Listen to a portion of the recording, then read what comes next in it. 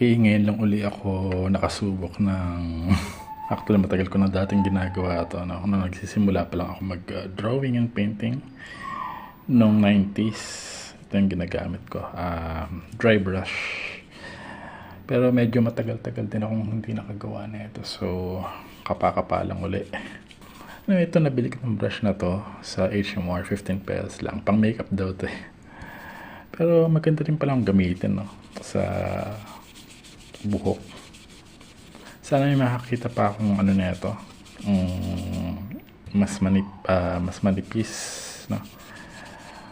Okay, so tapusin muna natin yung buhok.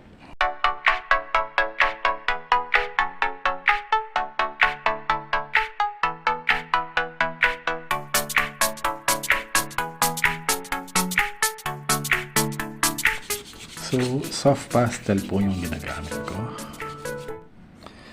Okay, try natin buksan yung mga areas ng buhok, yung mga hibla niya dito sa part na to.